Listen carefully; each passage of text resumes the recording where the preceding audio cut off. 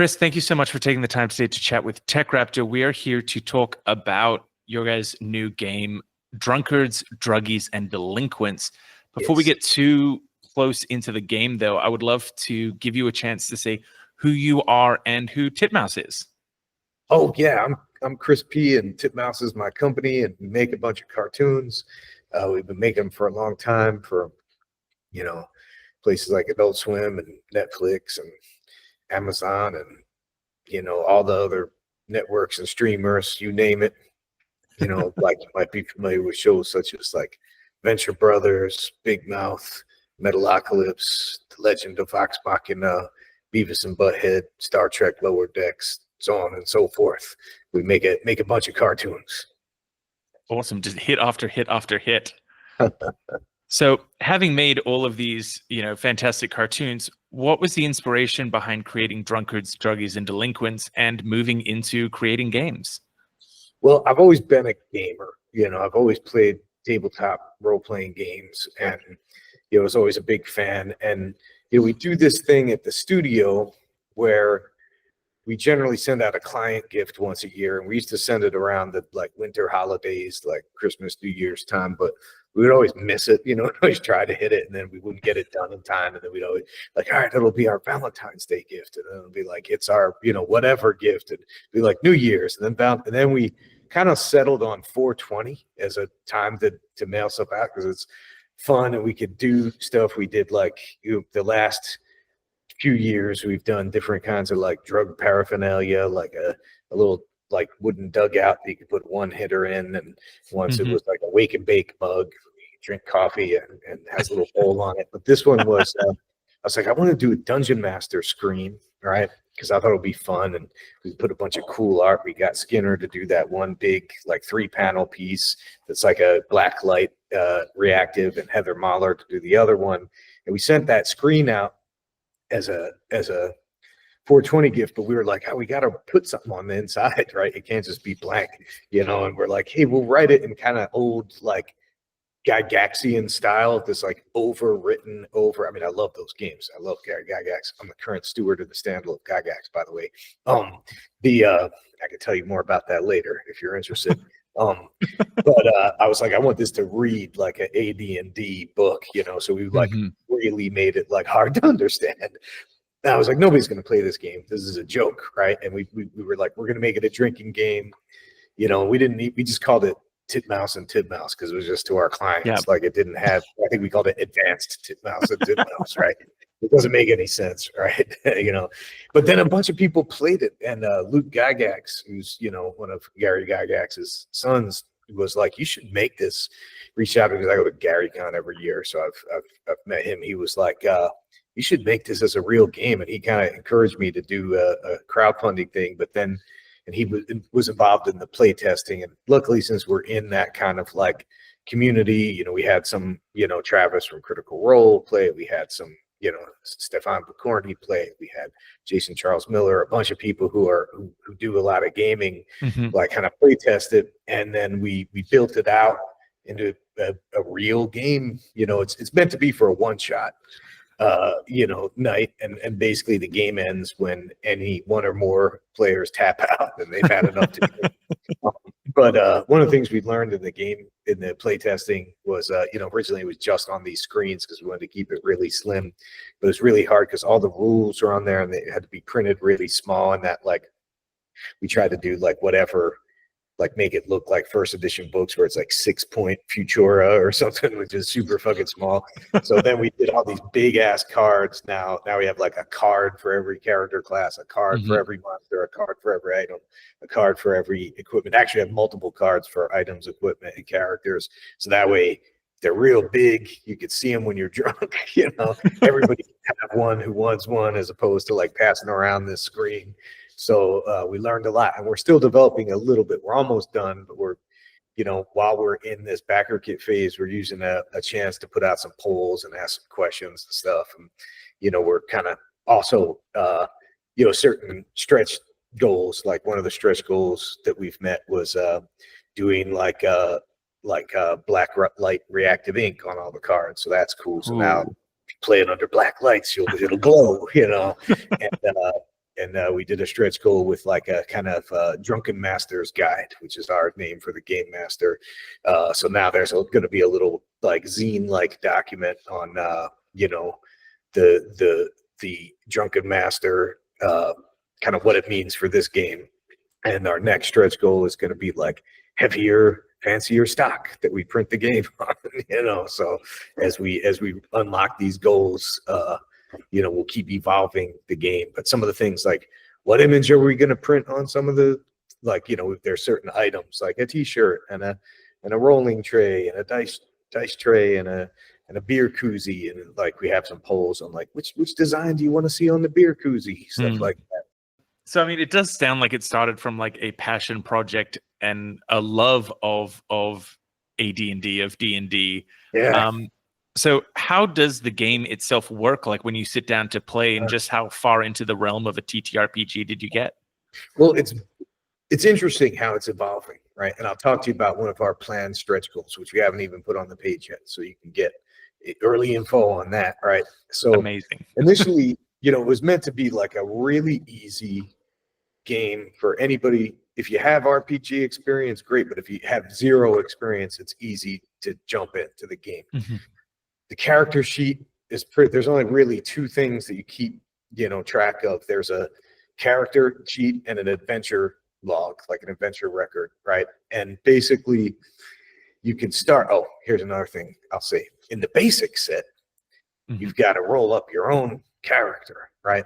If you opt for the deluxe set, it comes with a bunch of, I think it comes with 24 pre-rolled characters. So you can you could start immediately. You don't even have to have any kind of version of a session zero. You could just start playing. You can open the box and just start playing. You don't even have to roll. The perfect gateway for your friends over to be like, hey, check out this TTRPG. Come play.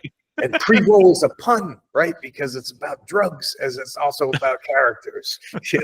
It can mean a character. It can mean a little thing you take a puff on, right? Because we do. It's a drinking and smoking game because we released it on that 420 initially. We wanted to incorporate, like if you want to do an edible instead of drink, or have a little puff on a little magic J-bone. And then we have also incorporated a sober mechanic that if you're not any kind of like alcohol or any, kind of like cannabis product, where you can choose. We put some suggestions in there, but it's really a kind of like, hey, whatever you want to do, where it's like, you want to have a little bottle of apple cider vinegar on the table, or you want to have a jar of jalapenos, or you want to do push-ups or jumping jacks or whatever, you can do any substitution for drinking or having a puff. And that's within the rules. So you don't have to be a drunk to play this game.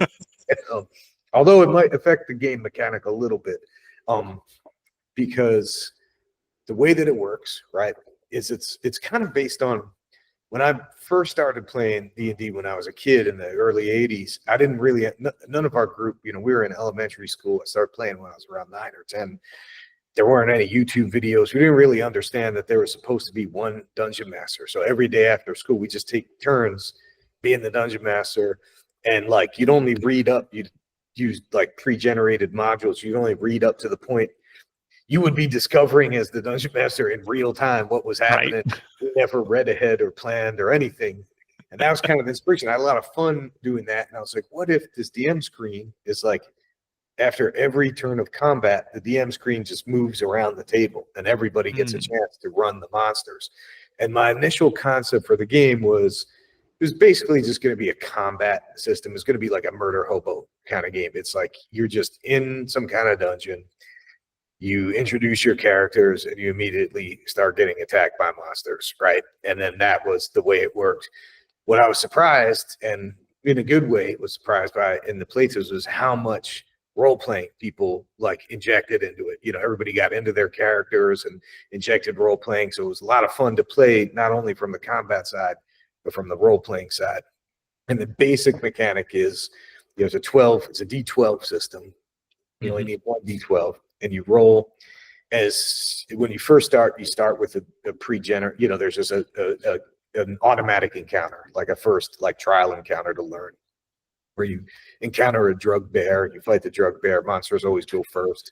And then if you clear board of monsters, right, you also do a cheers. So it's very likely that you're going to have a drink at the offset of the game. You do a cheers. Then the screen gets passed over. You roll for a new monster or monsters on the table. And there's a little bit of choice because there's 19 monsters, but it's a 12-sided die. So some of the lower level monsters you could choose between monsters, and some generate more than one monster. So you keep getting monsters on the board. So there keeps being opportunities to fight more and more and more monsters, right? And then initially, when we first designed the game, we had like a mechanic where, and the part of this is still the mechanic where like your armor class and hit points are kind of the same thing, right? It's like you've got a single number that if you roll above that number, if a monster is to roll above that number, let's say you have a 12, right, and they roll a 15, there's a deficit of 3. So the original rules that we conceived, it's like you could either take 3 drinks and no damage, or you could take 3 damage and no drinks, or you could split that. It's like I'm going to take 1 damage, but then your overall number goes down, right? And then you could die, right? What I found in playtesting is nobody ever let that happen. They would always drink. You know, the goal was to get drunk. So he kind of eliminated the ability to die because no one ever opted, you know. So now it's just like the way that you die is you declare that you are drunk enough and you tap out. You know, it's like, I did it, I'm done. You know, and then the party can decide if the game's over or not at that point. That's always the conflict with drinking games. A lot of the purpose of drinking games is always to drink as little as possible, when that's kind of the antithesis of like what you might be sitting down to play. But it's a lot of fun. And we also had a mechanic in the beginning where the players always went first, but then we found until you were very late in the game, there wasn't a critical mass of monsters, so the players would always defeat all the monsters every round, and then it just got monotonous where it's like they appear, the players defeat them, the players never get attacked, you know. So we're like, have the monsters attack first, then they're always going to get attacked, you know. So there's some fun in it. So one of the things we're thinking of, because of the unexpected like role play of it, which was heavier than I thought, we didn't have any, and because of the nature of the roving DM screen, where it's like normally you've got your game master who's setting the story or whatever, you know, was initially set in just like a dungeon. You just go into a dungeon and monsters start attacking you. That one of our stretch goals we're thinking about are like mini modules, like mini story concepts to get you off, you know, to a start of your like RP of like, hey, instead of a dungeon, here's the scenario, here's a basic, but they would be short. They'd probably be like 1-page scenarios to like something to like prompt the players. Exactly, something to prompt your RP in there. Yeah, but like one shot level, like backstory. Yeah.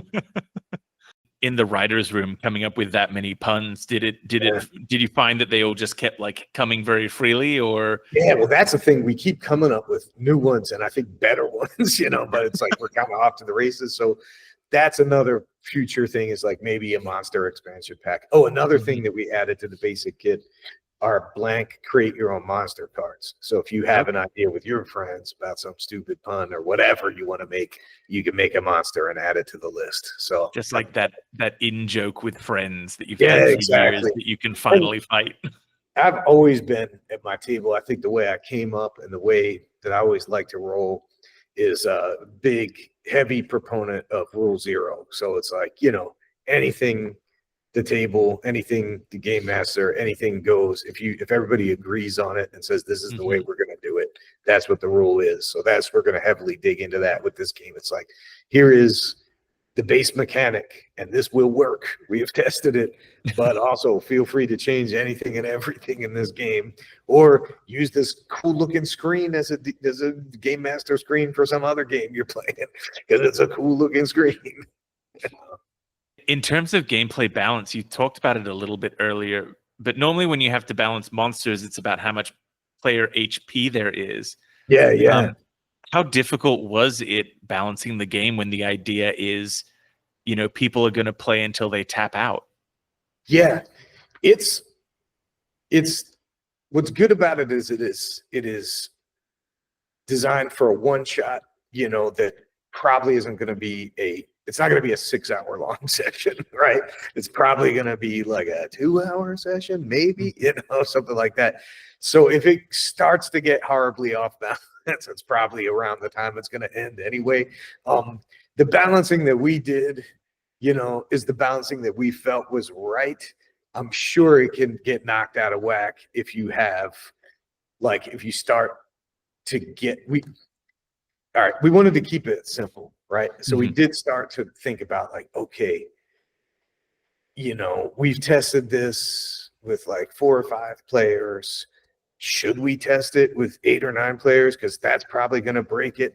Do we do a mechanic where it's like, hey, because you know, it's like if you're 1 to 3, if you're 2 to 3 players, you start with this many cards. If you're 4 to 7 players, you start with this many. If you're 8 and above, you do this many. And it just got started to feel too complicated. So I wanted to make this as slim as possible and as easy for somebody who isn't an RPG person, who's just a board game person or a card game person, to be able to learn this in 5 minutes, what they need to know to play the game. So important. We won't really rules light on it. You know?